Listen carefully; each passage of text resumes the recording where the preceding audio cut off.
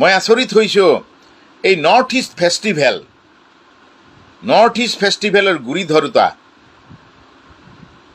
তেখেতে কি গম পোৱা নাছিল নেকি এই শিল্পীজনৰ এই শিল্পী খনিকৰ সাধকজনৰ যে দীৰ্ঘদিনীয়া এটা ৰোগত আক্ৰান্ত এই ব্যক্তিজনক কেনেধৰণেৰে কেয়াৰ কৰিব লাগে, কেনেধৰণেৰে প্ৰতিটো সময়ত তেওঁক হাইপাৰ টেনশ্যন থকা ব্যক্তি এজনক কেনেধৰণেৰে সহায় সেৱা আগবঢ়াব লাগে তেখেতৰ খবৰ নাছিল। আৰু আচলতে মই ভাবোঁ যে নৰ্থ ইষ্ট ফেষ্টিভেলটো কি এই অসমৰ এই পূৰ্বাঞ্চলৰ 7খন ষ্টেটত কি পতাৰ উপযুক্ত নহয় নেকি? এবাৰ বাৰু অসমত পাতিছে মই জনামতে, তো শ্বিলঙততো পৃথিৱীৰ ডাঙৰ ডাঙৰ শ্ব'বিলাক হয়, অৰুণাচলত হৈছে, ঠিক আছে, তালৈ লৈ গৈছে, ভাল কথা, বিশ্বমুখী চেতনাৰে লৈ গৈছে, কিন্তু যিয়ে ৰিপ্ৰেজেণ্ট কৰিছে দায়িত্ববোধেৰে তেওঁৰ প্ৰতি আয়োজক সমিতিৰ সেই সচেতনতা ক'ত? কোনোতো জনতাই দেখা নাপালে। মই আচৰিত হৈছোঁ, মই দুখিত, দুখ লাগিছে।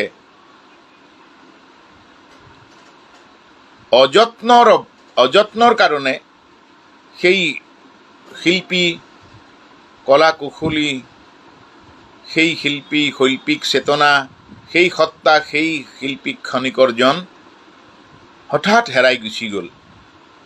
ইয়াৰ বাবে দায়ী কোন? কৈফিয়ত দিব লাগিব। অসমৰ প্ৰতিজন, অসমৰে নহয়,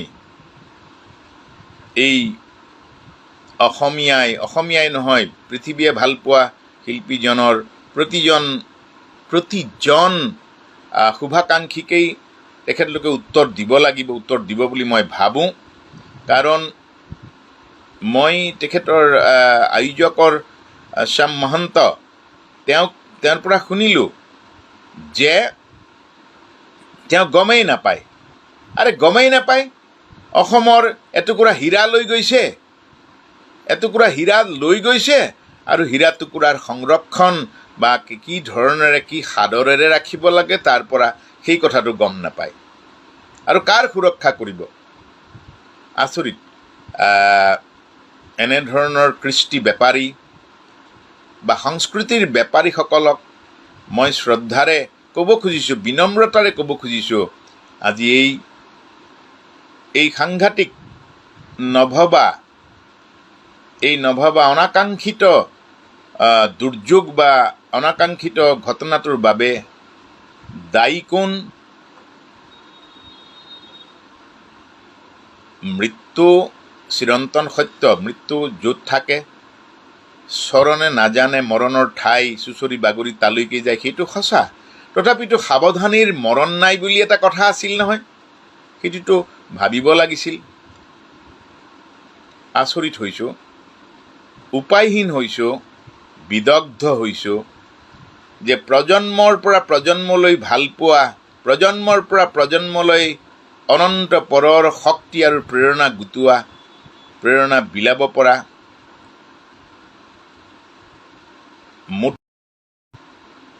বহু বছৰৰ পিছত সংগীত আৰম্ভ কৰা মৰমীয়াল, সৰল, সহজ, সাধাৰণ আৰু গোটেই মানুহ ভালপোৱা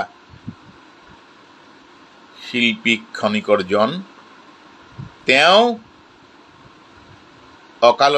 আমি অকালতে হেৰুৱাবলগীয়া হ'ল অযত্নৰ কাৰণে। প্ৰযত্ন আমি ল'ব নোৱাৰিলোঁ বোধ হয়। ইয়াৰ উত্তৰ জনতাই বিচাৰ কৰিব।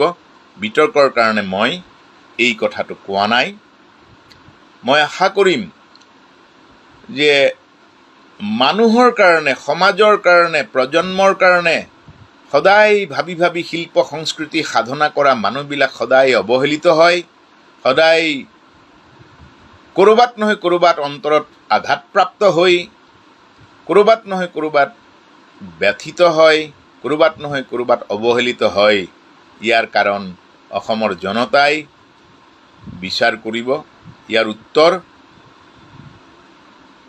সকলোৱে পাব বুলি মই আশা কৰি মই এই ৰাতিখন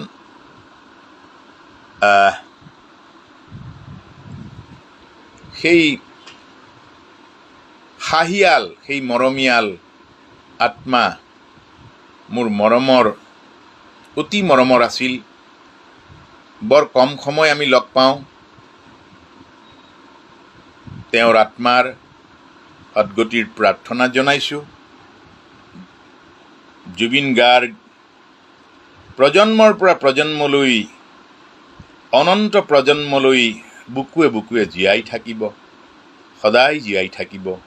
মানুহে তেওঁক এতিয়া আজিতকৈ বেছিকৈ জীয়াই ৰাখিব, সেয়া মোৰ নিশ্চিত বিশ্বাস আৰু মই আশা কৰিছোঁ, মই কামনা কৰিছোঁ তেখেতৰ আত্মাক যাতে ভগৱন্তই